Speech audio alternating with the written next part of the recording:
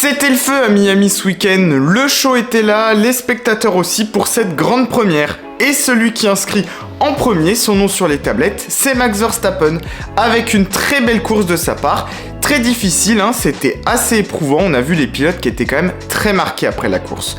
Une course d'ailleurs qui s'est jouée en 2 temps, avec une première partie qui était plutôt sage, on peut le dire, avec relativement peu d'attaques en piste, avec des pilotes assez proches mais sans beaucoup de tentatives, et ensuite ça s'est un peu affolé, avec une touchette d'Alonso sur Gasly, qui a handicapé le français à l'arrière, et résultat, quelques virages plus loin, l'accident qui a relancé la course, celui de Gasly sur Norris. Après ça, safety car, et ça se bouscule, surtout dans le peloton, avec Russell, Ocon et Albon qui en profitent bien, au contraire de Mick Schumacher, vraiment brouillon sur Sébastien Vettel. Au final, un GP important pour le championnat, qui nous relance quand même quelques cartes. Avant de poursuivre, n'oublie pas que je compte sur toi pour t'abonner et activer la cloche, tu pourras en plus être au courant de toutes mes prochaines vidéos. Alors il y avait beaucoup d'attentes avec ce Grand Prix de Miami, c'était une grande première, alors justement, quelle équipe, quel pilote s'est bien débrouillé et qui au contraire s'est un peu planté, on regarde ça ensemble tout de suite, c'est le top et le flop, c'est parti. Et premier de ce top, évidemment notre pilote du jour, Max Verstappen. Il a réussi à dépasser Carlos Sainz dès le départ, et une fois le DRS activé, il dépasse Charles Leclerc, et malgré un rythme parfois un peu meilleur quand même de la part de Charles en fin de course, il a quand même tenu le cap, le néerlandais, et il remporte une magnifique victoire, qui en plus est vraiment capitale pour lui dans sa bataille pour le titre. En tout cas, ça confirme, pour lui cette année, c'est tout ou rien, et franchement ce dimanche il a tout raflé. Deuxième du classement, un George Russell au top ce dimanche. Alors pas le samedi, il faut le rappeler, mais franchement quel retour en course. En partant 12e et en étant même 16e au premier tour à cause de ses pneus durs, la deuxième moitié de la course lui a vraiment souri. Gros rythme, une virtual safety car qui tombe bien, tout va bien pour lui en tout cas en ce début de saison. Il se démonte pas non plus au moment de dépasser son coéquipier, où il est obligé de le faire à 2 reprises pour s'assurer de pas être pénalisé, et ça c'est quand même très solide. Que des top 5 en ce début d'année pour le Britannique qui franchement brille par sa régularité. Troisième du top, Alpine, mais surtout Esteban Ocon. Des essais prometteurs pour l'équipe française qui aurait pourtant pu tout perdre ce week-end. Pour Ocon à cause de sa sortie de piste et pour Alonso à cause de son incident avec Gasly. Au final, rien de tout ça, Ocon a fait franchement une magnifique course, il a bien remonté, gagné pas moins de 10 places, bien profité de la virtuelle safety car, et Alonso il était dans les points sans ses pénalités. Le bilan est donc franchement bien plus intéressant pour l'équipe française qu'il y a 2 semaines à Imola. Et on termine cette fois-ci par un top 4, c'est Alex Albon. Très beau week-end du pilote thaïlandais qui a commencé par briller dès les essais en s'affichant régulièrement en haut de la feuille des temps. Ça a été beaucoup plus difficile le samedi avec une qualif un peu loupée, mais le dimanche il a su bien profiter des débords de ses concurrents quand même, comme Mick Schumacher, pour inscrire 2 points qui franchement font du bien au moral. Williams reste d'ailleurs la dernière équipe du plateau, mais au moins elle peut se montrer de temps en temps, et ça c'est grâce à Alex, toujours placé quand il le faut.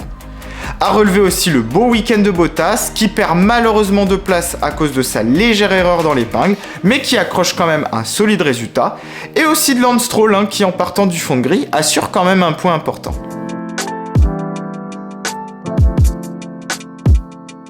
Et premier du flop, pour moi, le gros raté du week-end, c'est McLaren. Lando Norris, il partait pourtant dans le top 10, mais il a connu une course franchement difficile et il est resté englué dans le peloton après son arrêt au stand.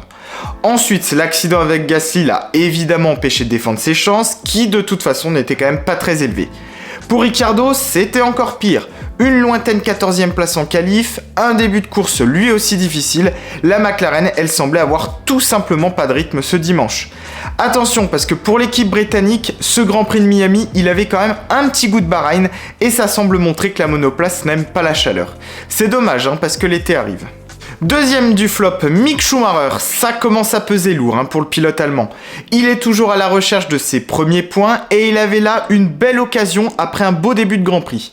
Mais malheureusement, il craque sous la pression, s'accroche avec son copain Vettel et il repart encore avec un bilan à 0. Mick, il va falloir quand même passer la seconde. Troisième flop de ce week-end, et c'est dommage pour AlphaTauri, pas de points pour l'équipe italienne. Après quand même des belles qualifs, le samedi, Gasly nous a fait un beau début de course, il était même 6ème, mais ensuite tout s'est mal passé. Après que les deux Mercedes l'aient dépassé, il était 8ème et il pouvait quand même inscrire des points. Malheureusement, Alonso a commis une erreur, c'est assez rare de sa part, il faut le souligner, et Gasly a donc dû abandonner. Pour Tsunoda, c'était un dimanche très terne cette fois-ci, pourtant bien qualifié, on l'a retrouvé finalement assez vite en fond de classement et il n'a pas été en mesure de remonter. Dommage parce qu'on pouvait s'attendre à mieux après un bon samedi. A noter aussi Nicolas Latifi qui ne profite pas des faits de course, ou encore ce pauvre Guan Yu Zhou qui n'a même pas pu défendre ses chances. Au final, un premier Grand Prix de Miami réussi, une ambiance de feu, une piste sympa et difficile, des jolies luttes en piste, c'était franchement un beau baptême du feu pour ce GP.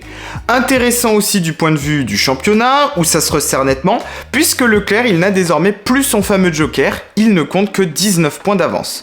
Derrière, Sainz retrouve quand même une bonne position, qui fait du bien au moral, Perez assure, Russell toujours constant, ça nous offre aussi des outsiders intéressants. Prochain rendez-vous, on se retrouve en Europe, ce sera à Barcelone, sur une piste que tout le monde connaît très bien, et ce sera intéressant de voir si les performances entrevues en essais hivernaux vont se confirmer ou non, affaire à suivre. Et bien voilà, c'est fini pour ce petit débrief. Un grand merci à toi comme d'habitude de l'avoir suivi. Je compte aussi sur toi pour le like, le partage et l'abonnement. N'oublie pas non plus de me laisser ton avis en commentaire. Est-ce que t'as aimé ce Grand Prix ou pas? On se retrouve nous très vite sur la chaîne. Je vous prépare une petite vidéo spéciale. Et il y aura aussi évidemment la preview du Grand Prix d'Espagne qui va se tenir à Barcelone dans 2 semaines. Donc restez bien connectés et à très vite sur la chaîne, à bientôt.